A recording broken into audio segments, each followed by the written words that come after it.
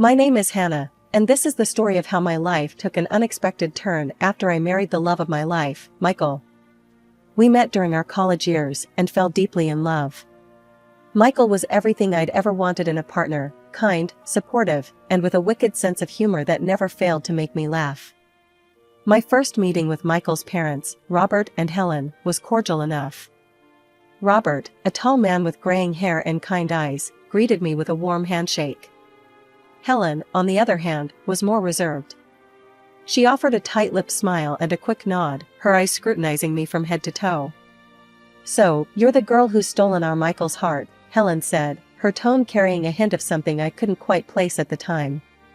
"I hope you know how lucky you are." "I do," I replied, trying to keep my voice steady. "Michael's an incredible person." "Yes, he is," Helen agreed, her eyes never leaving mine. "I raised him to be that way." As the evening progressed, I found myself gravitating towards Robert. He was easier to talk to, asking me about my job as a speech therapist and showing genuine interest in my responses. Helen, meanwhile, seemed more interested in regaling us with stories of Michael's childhood achievements and his sister Olivia's budding modeling career. "Olivia's doing so well in Milan," Helen boasted. "She's dating an Italian entrepreneur now." "Such a catch." I nodded politely, unsure of how to respond. Michael squeezed my hand under the table, a silent show of support that I appreciated more than he knew. The first few months of our marriage were blissful.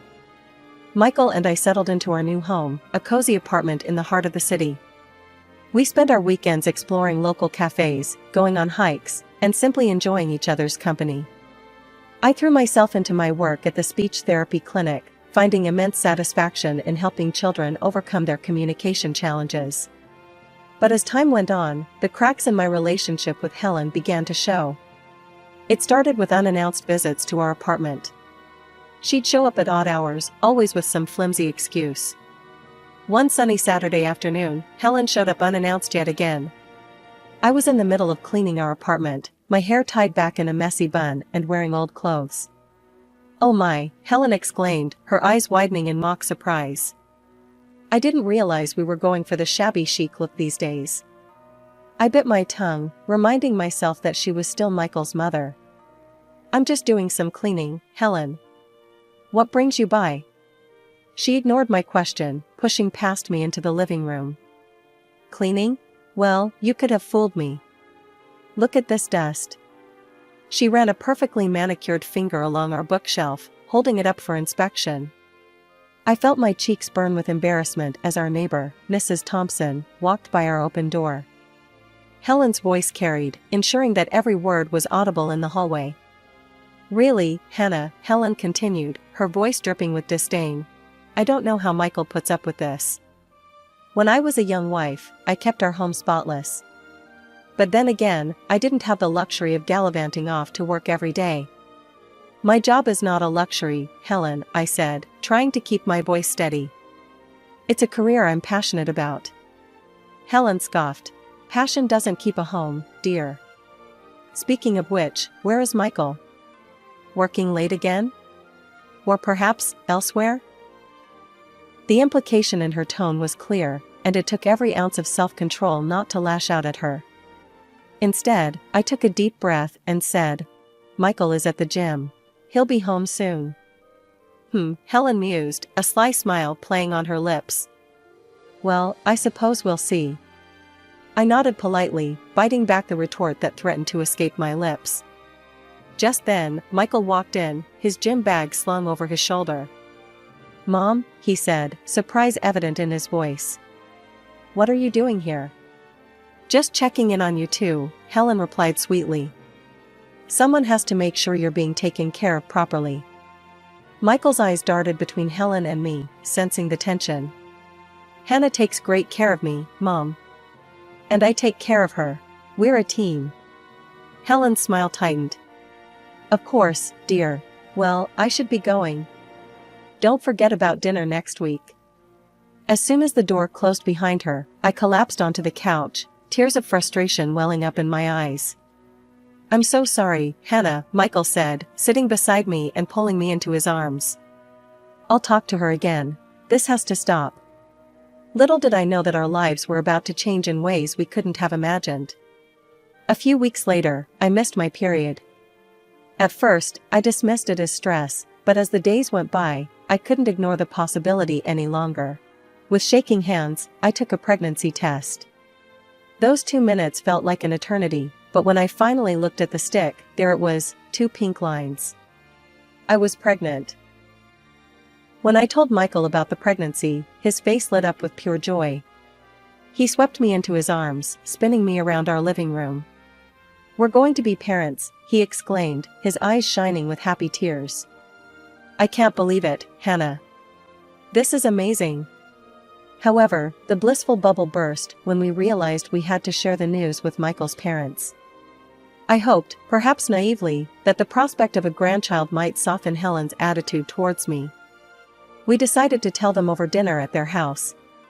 As we sat around the dining table, Michael cleared his throat and squeezed my hand under the table. "Mom, Dad," he began, his voice filled with excitement. "We have some wonderful news. Hannah's pregnant." Robert's face broke into a wide grin. "That's fantastic," he exclaimed, reaching across the table to pat Michael's shoulder. "Congratulations, both of you." Helen, on the other hand, remained eerily silent. Her eyes narrowed as she looked at me, her lips pressed into a thin line. "Well," she finally said, her voice devoid of any warmth, "I suppose congratulations are in order. I do hope you're prepared for the responsibility, Hannah. Children are a full-time job, you know." The tension in the room was palpable. Robert, sensing the growing discomfort, tried to steer the conversation to safer waters, asking about our plans for the nursery and if we had thought about names yet. As the weeks passed, my body began to change. Morning sickness hit me hard, and there were days when I could barely drag myself out of bed.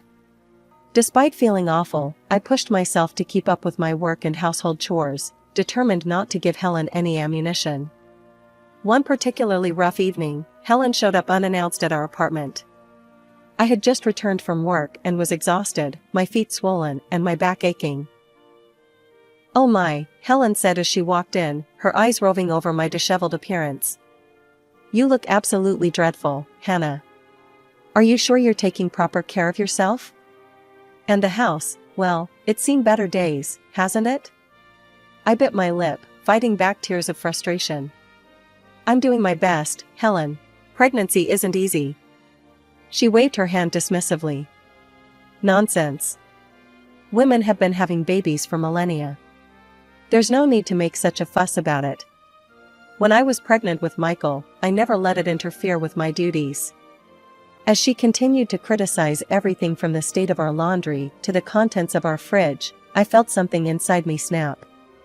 "Helen," I said, my voice trembling with suppressed emotion, "I appreciate your concern, but I'm tired, I'm nauseous, and quite frankly, I don't need this right now. If you can't be supportive, I think it's best if you leave." Helen's eyes widened in shock, then narrowed dangerously. "Well, I never," she huffed. "Is this how you speak to your elders? To family? Michael will be hearing about this, mark my words." She stormed out, slamming the door behind her. Just when I thought things couldn't get more complicated, our lives took another unexpected turn. One rainy afternoon, the doorbell rang insistently.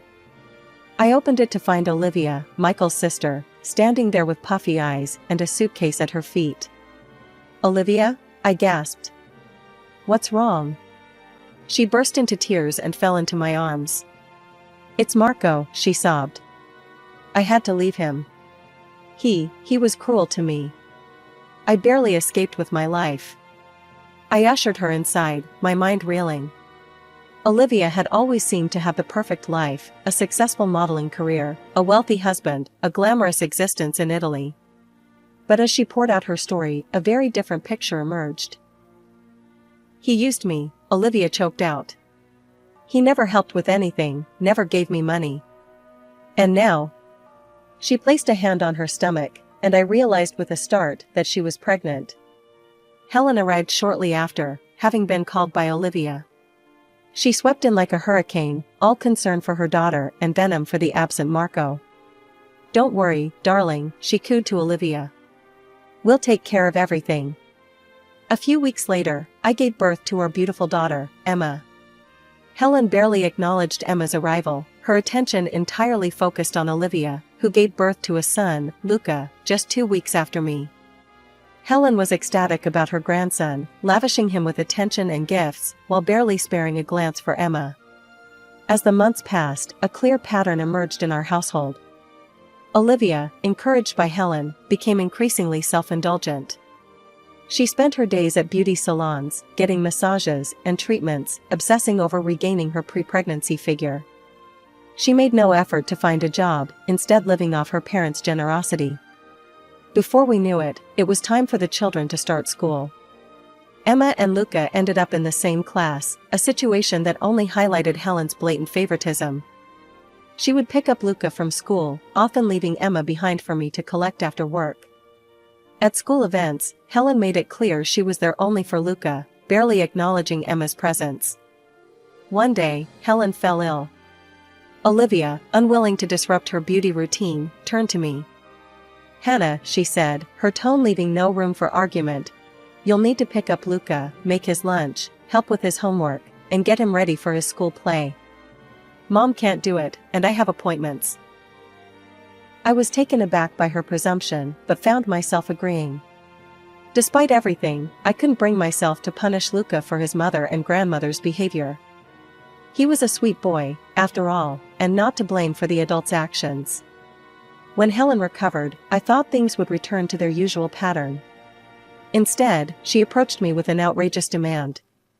"Hannah," she began, her tone sickly sweet, "now that you've seen how much work it is to care for Luca, I'm sure you understand why Olivia needs help. We think it's only fair that you contribute to his school fees. And you'd be helping out a single mother." I was stunned into momentary silence, then felt a surge of anger. "Absolutely not," I said firmly. "Helen, I have my own child to support. If Olivia needs help, she should consider getting a job." Fuming, Helen stormed off to complain to Michael. To my immense relief, he backed me up completely. He put her in her place and making it clear that her demands were unacceptable. The day of the school's drawing contest arrived. Emma had been working tirelessly on her artwork for weeks, pouring her heart and soul into each piece. Her excitement was palpable as she carefully packed her drawings into her school bag the night before.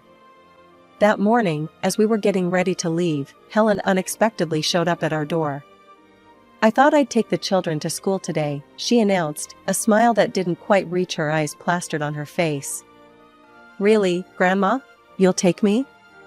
Emma asked, her eyes shining with hope. I received a call from Emma's teacher just before lunch. "Mrs. Johnson? There's been an incident with Emma's artwork for the contest. I think you should come to the school." My heart racing, I rushed to the school. I found Emma in her classroom, tears streaming down her face, surrounded by her ruined artwork. Each carefully crafted drawing was soaked through with what appeared to be orange juice, the colors running together in a heartbreaking mess. "Mommy," Emma sobbed as she saw me. "Grandma did it. She put juice in my bag on purpose." I felt as if I'd been punched in the gut. Leaving Emma in the care of her sympathetic teacher, I drove straight to Helen and Robert's house, my hands shaking with anger as I gripped the steering wheel. I burst into their living room, where I found Helen calmly sipping tea. "How could you?" I demanded, my voice trembling with rage. "Emma's artwork. The juice. She told me what you did." Helen's face hardened. "I'm sure I don't know what you're talking about. Children have such vivid imaginations, don't they?" Just then, Luca piped up from the corner of the room where he'd been playing quietly. "But Grandma, I saw you put the juice in Emma's bag. You said it was a surprise for her." The room fell silent. Robert, who had been listening from the doorway, stepped forward, his face a mask of shock and disappointment. "Helen, is this true?" Caught out, Helen's demeanor changed instantly. Her eyes flashed with defiance. "So what if I did? It's not fair that Emma gets to participate in the contest when Luca didn't enter. I was just evening the playing field." Robert exploded. "Have you lost your mind, Helen? How could you do such a thing to our granddaughter?" As Robert continued to berate Helen, Olivia burst into the room. Taking in the scene, she immediately rushed to Helen's side. "How dare you all gang up on Mom like this?" she shrieked.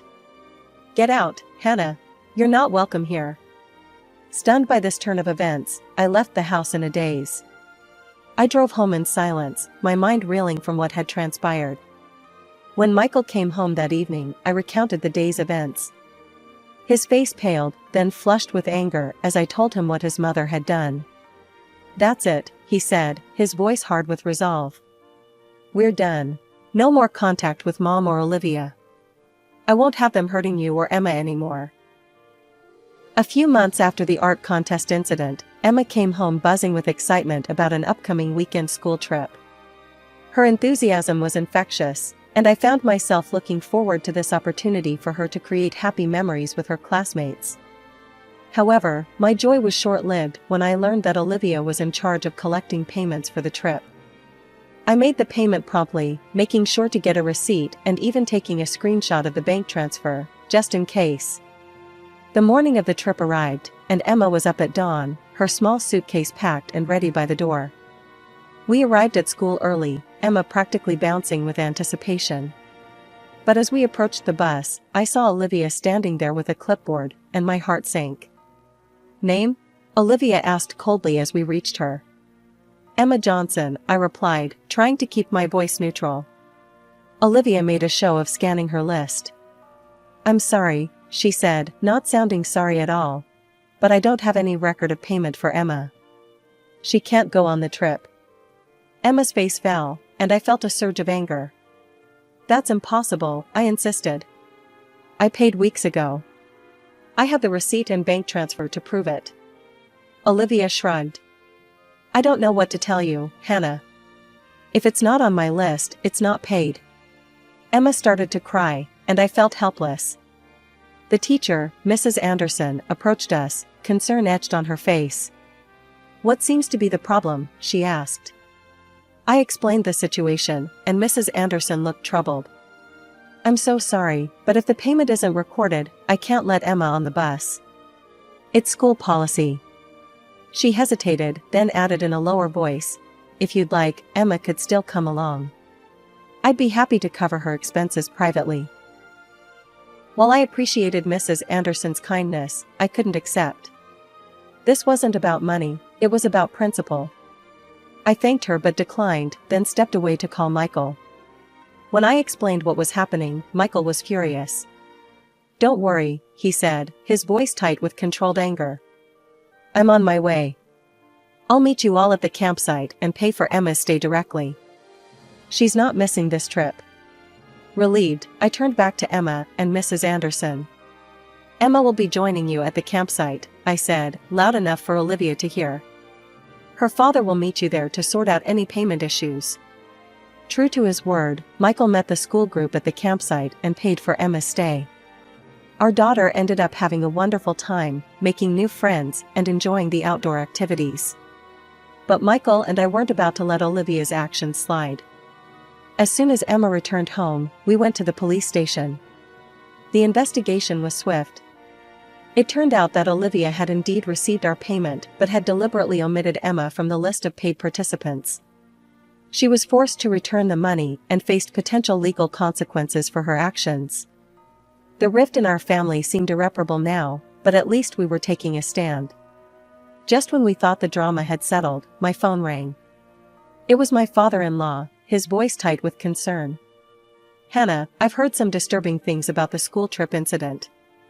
Can you and Michael come over? We need to talk." When we arrived, Robert ushered us into his study, his face grave. "Tell me everything," he said. We recounted the entire story, from Olivia's manipulation of the trip payments to our visit to the police station. Robert listened intently, his expression darkening with each detail. To our surprise, Robert picked up his phone and dialed a number. "Marco? It's Robert, Olivia's father. I need to know the truth about your divorce." Michael and I sat in stunned silence as Robert put the phone on speaker. Marco's accented voice filled the room. Mr. Johnson, I've been waiting for this call, Marco said, sounding weary. The truth is, Olivia was not the victim she claimed to be. She had constant tantrums, was pathologically jealous, and spent money like water. But the final straw was when I caught her with another man. I had no choice but to end our marriage. Robert's face paled. But what about child support? Olivia said you refused to pay. Marco's laugh was bitter. Refused? I pay a substantial amount every month. I'm shocked to hear you've been covering expenses. I assumed that money was going towards Luca's care. At that moment, Helen burst into the room, her face contorted with rage. She snatched the phone from Robert's hand. How dare you spread such lies about my daughter, she shrieked into the phone. You're obligated to support her and Luca, do you hear me? Every penny. Robert wrestled the phone back, ending the call. The room fell into a tense silence, broken only by Helen's heavy breathing. Helen, Robert said, his voice dangerously calm. Get Olivia in here. Now. Minutes later, Olivia flounced into the room, designer shopping bags in hand. Her smug expression faltered as she took in the serious faces around her. Olivia, Robert began, we know everything. The lies about Marco, the money, the cheating. It stops now. You're going to get a job, starting tomorrow. No more handouts, no more luxury shopping trips. Olivia's shock quickly turned to anger. You can't do this to me, she screeched. Mom, tell him. Helen immediately jumped to Olivia's defense. Robert, you're being ridiculous. Our daughter needs our support. Robert stood up, his patience finally snapped. Enough, he roared. This is my house, and I've had it with both of you. You're both leaving, now. And Helen, consider this the end of our marriage. I want a divorce. The room erupted into chaos. Olivia and Helen screamed and pleaded, but Robert stood firm. Michael and I sat in shocked silence, watching as years of manipulation and lies finally came crashing down. In the months following the dramatic confrontation at Robert's house, our lives underwent significant changes. Robert, true to his word, filed for divorce from Helen. Despite her manipulative behavior, he provided her with a fair compensation package, hoping it would give her a fresh start. However, we soon learned that Helen had handed over most of the money to Olivia, who quickly squandered it on luxury items and frivolous expenses. It wasn't long before they both found themselves in dire financial straits. Marco, having learned the truth about Olivia's deception, fought for full custody of his son. The court proceedings were intense, with Marco presenting evidence of Olivia's unstable lifestyle, her unemployment, and her lack of permanent residence. To our amazement, the American courts ruled in Marco's favor. Luca was to be returned to Italy to live with his father. It was a bittersweet moment. While we were relieved that Luca would be raised in a more stable environment, our hearts ached for the little boy who had to leave behind the only home he'd known. Weeks passed, and life began to settle into a new normal. Emma was thriving in school, and Michael and I were enjoying the peace that came with having distance from Helen and Olivia. Robert became a frequent visitor, clearly relishing his role as a doting grandfather to Emma. Then, one rainy afternoon, there was a knock at our door. I opened it to find Helen standing there, looking older and more haggard than I'd ever seen her. Hannah, she began, her voice trembling, I need to talk to you. Warily, I let her in. She sat on our couch, wringing her hands nervously. I've made so many mistakes, Helen said, her eyes brimming with tears. I realize now how terribly I've treated you and Emma. I miss my granddaughter so much. Please, I want to make amends. I want to help raise Emma, to be a proper grandmother to her. I was hoping, maybe I could come live with you and Michael? I listened to her plea, feeling a mix of emotions, pity, anger, and a deep-seated weariness. But as I looked at her hopeful face, I knew what I had to do. No, Helen, I said firmly. After everything you've done, I can't allow you back into our lives, especially not Emma's. You've shown time and time again that you can't be trusted. I won't risk my daughter's well-being or happiness." Tears streaming down her face, Helen stumbled to the door. As she left, Michael arrived home. He took in the scene with a questioning look. I explained what had happened, and Michael pulled me into a tight embrace. "You did the right thing," he assured me. "We have to put Emma first." In the weeks that followed, we learned that Helen had found a small apartment and taken a job as a sales clerk in a local store. It was a far cry from her previous lifestyle, but it was an honest living. Robert became a constant presence in our lives, making up for lost time with Emma and forming a beautiful grandfather-granddaughter relationship. The pain of the past few years began to fade, replaced by the joy of our tight-knit family.